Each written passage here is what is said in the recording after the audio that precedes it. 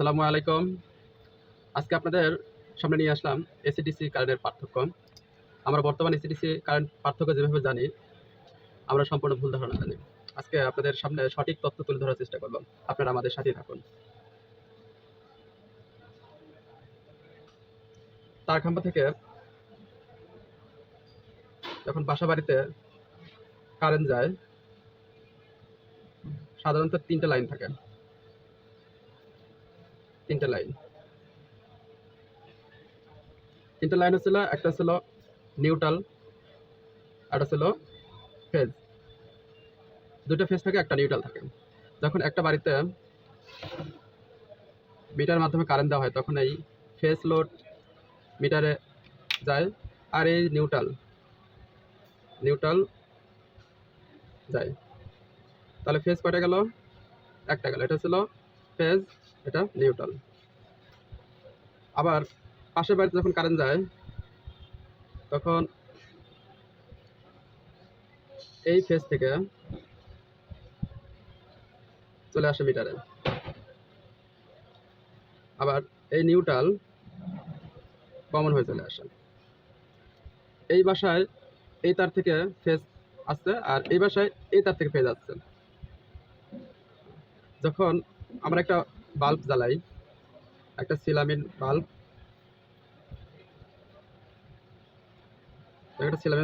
জ্বালাই আমরা, তখন কিন্তু এটা ছিল ফেজ, এটা হলো নিউট্রাল। কারেন্টটা শুধু এখান দিয়েই এখানে চলে আসে, এখান থেকে কখনো কারেন্ট আসে না। কারণ ফেজ লাইন হচ্ছে একটাই, আর ফেজ থেকে নিউট্রালের কারেন্ট, নিউট্রালের কারেন্টের ধর্ম এটা কখনো এদিক থেকে কখনো আসবে না। অথচ আমাদের বোঝানো হয় এসি কারেন্ট হচ্ছে অল্টারনেট কারেন্ট। আমার বাসা বাড়িতে যে কারেন্টটা যাওয়া আসা করে, যেটা ছিল এভাবে বোঝানো হয়েছে। তার মানে একবার কারেন্ট এদিক থেকে আসে, একবার কারেন্ট এদিক থেকে আসে, এটাই বোঝানো হয়েছে।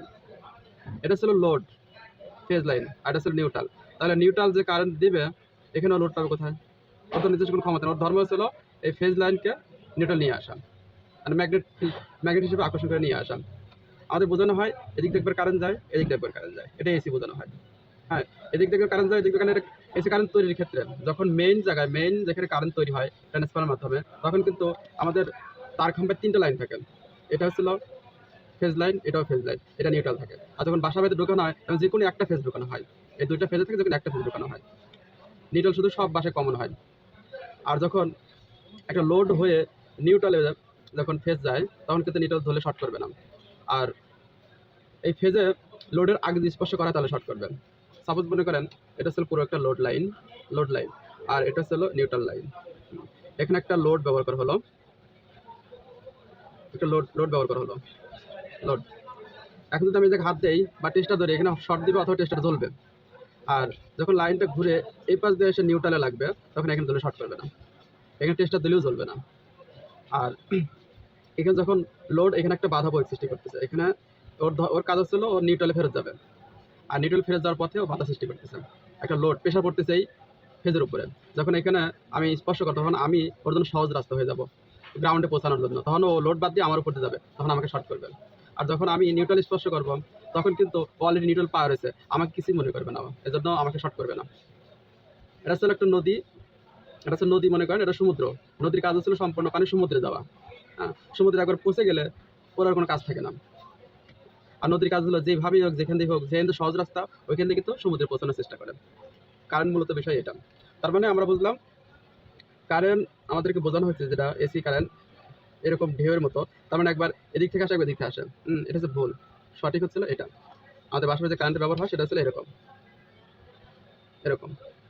এটা হচ্ছে এসি কারেন্ট এটা।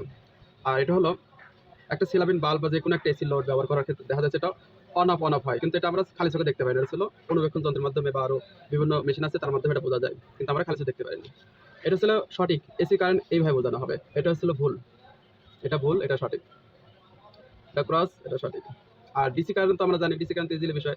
ডিসি কারেন্ট সঠিকভাবে বোঝানো হয়েছে, ডিসি কারেন্ট স্মুথভাবে চলে যাবে, এর কোনো থামাথামি নাই, স্মুথভাবে যাবে। এটা হচ্ছে ডিসি কারেন্ট। আর এসি কারেন্ট মানে মাঝে মাঝে মানে আসবে যাবে এরকম, কিন্তু এটা ভুল। আশা করি বিষয়টা কিছুটা হলে বুঝতে পারছেন। আমি আপনাদেরকে আরও ভালো করে বুঝে দেবো, কিন্তু এখন এই খাতা কলমে কিছুটা বুঝলাম। আমাদের সাথে থাকবেন আর চ্যানেল সাবস্ক্রাইব করে দেবেন। আসসালামু আলাইকুম।